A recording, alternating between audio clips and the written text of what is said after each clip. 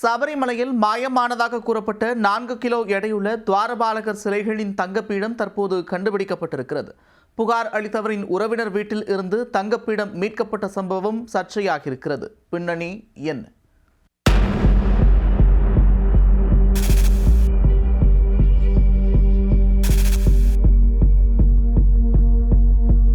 கேரளாவில் பிரபல சபரிமலை ஐயப்பன் கோவிலில் கருவறைக்கு முன்பு 2 துவாரபாலகர் சிலைகள் அமைந்துள்ளன. இந்த சிலைகளுக்கு பெங்களூருவைச் சேர்ந்த உன்னிகிருஷ்ணன் போத்தி என்பவர் கடந்த 2019ஆம் ஆண்டு தன்னுடைய செலவில் தங்க தகடுகள் பதித்துக் கொடுத்தார். சென்னை அம்பத்தூரில் உள்ள ஸ்மார்ட் கிரியேஷன்ஸ் ஏஜென்சி இந்த தகடுகளை தயாரித்து வழங்கியிருந்தது. இந்நிலையில் 6 ஆண்டுகளுக்கு பின் அந்த தங்க தகடுகளை சீரமைப்பதற்காக தேவசம் போர்டு நிர்வாகிகள் மூலம் சென்னைக்கு அனுப்பி வைக்கப்பட்டது. ஆனால் கேரள உயர்நீதிமன்றத்தின் அனுமதியின்றி அந்த தங்க தகடுகள் கொண்டு செல்லப்பட்டதாக சிறப்பு ஆணையர் வழக்கு தொடர்ந்து சம்பவத்தை வெட்ட வெளிச்சமாக்கினார். நீதிமன்ற உத்தரவு மீறப்பட்டுள்ளதாக கூறி அவர் தொடர்ந்த பொதுநல வழக்கு கேரள உயர்நீதிமன்றத்தில் விசாரணைக்கும் வந்தது. அதில் திருவிதாங்கூர் தேவசம் போர்டின் நடவடிக்கைக்கு கேரள உயர்நீதிமன்றம் கடும் கண்டனம் தெரிவித்தது. அனுமதியில்லாமல் வெளியே எடுத்துச் செல்லப்பட்ட தங்க பீடத்தில் ஏதாவது திருடு போயிருந்தால் என்னவாகும் என்ற வாதத்தில் ஏற்கனவே 2019ஆம் ஆண்டில் நடந்த 4 கிலோ தங்க விவகாரத்தை நீதிமன்றம் மீண்டும் தூசி தட்டியது.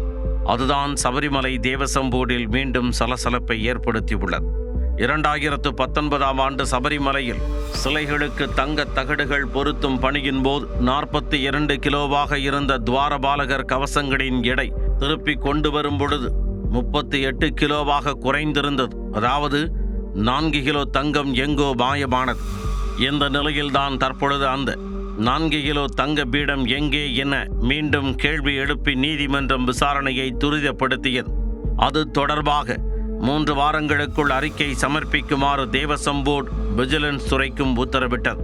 இதற்கிடையே சமீபத்தில் துவாரபாலகர் சிலைக்கு தான் அமைத்து கொடுத்த 4 கிலோ தங்க பீடம் காணாமல் போய்விட்டதாக உன்னிகிருஷ்ணன் போத்தி பரபரப்பு புகாரளித்து வில்லங்கத்தை மீண்டும் கிளப்பிவிட்டுள்ளார். இதுகுறித்து விசாரணை நடத்த திருவிதாங்கூர் தேவசம் போர்டுக்கு கேரள உயர்நீதிமன்றம் உத்தரவிட்டது. உடனே தேவசம் போர்டு விஜிலன்ஸ் அதிகாரிகள் விசாரணையை தொடங்கினர். தேவசம் போர்டின் பாதுகாப்பு அறையில் நடத்திய சோதனையில் அந்த தங்கப்பீடம் எந்த இடத்திலும் சிக்கவில்லை. அதேபோல ஆரன்முளாவில் உள்ள தமிழ்நாடு மேம்பாட்டு வாரிய பாதுகாப்பு அறையில் நடத்தப்பட்ட சோதனையிலும் பீடம் கண்டுபிடிக்கப்படவில்லை. இதற்கிடையே புகாரளித்தவர் மீதே அதிகாரிகளுக்கு சந்தேகம் உண்டானது. இதனால் உன்னிகிருஷ்ணனின் பெங்களூரு மற்றும் திருவனந்தபுரத்தில் உள்ள வீடுகளில் போலீசார் சோதனை நடத்தினர். ஆனால் அங்கும் எதுவும் சிக்கவில்லை. இந்த நிலையில் திருவனந்தபுரம் அருகே வெஞ்ஞாரமூட்டில் உள்ள உன்னிகிருஷ்ணன் போத்தியின் சகோதரி மினிதேவி வீட்டில் சபரிமலையில் மாயமான தங்கவிடம் இருப்பதாக ரகசிய தகவல் கிடைத்தது. உடனே தனிப்படையுடன் அங்கு நடத்திய சோதனையில் அந்த உறவினர் வீட்டில் இருந்து பீடம் கண்டுபிடிக்கப்பட்டது. பின்னர் பலத்த பாதுகாப்புடன் தங்க பீடத்தை விஜிலன்ஸ் அதிகாரிகள் கைப்பற்றி எடுத்துச் சென்றனர். தங்க பீடம் மாயமானதாக புகார் கூறிய உன்னிகிருஷ்ணனின் உறவினர் வீட்டில் இருந்தே பீடம் கண்டுபிடிக்கப்பட்டது. கேரளாவில் பெரும் சலசலப்பை ஏற்படுத்தியுள்ளது. 6 ஆண்டுகளுக்கு முன் காணாமல் போனதாக கூறப்பட்ட பீடம் எப்படி புகாரளித்தவரின் உறவினர் வீட்டிற்கே வந்தது? கோவில் ஊழியர்களுக்கும் இதில் தொடர்பு உண்டா என்பன உள்ளிட்ட பல்வேறு கோணங்களில் தேவசம் போர்டு விஜிலன்ஸ் அதிகாரிகள் விசாரணையை தீவிரப்படுத்தி உள்ளனர். இதுவரை கிடைத்த தகவல்களை வைத்து கேரள உயர்நீதிமன்றத்தில் அறிக்கை தாக்கல் செய்ய தேவசம் போர்டு தீர்மானித்துள்ளது.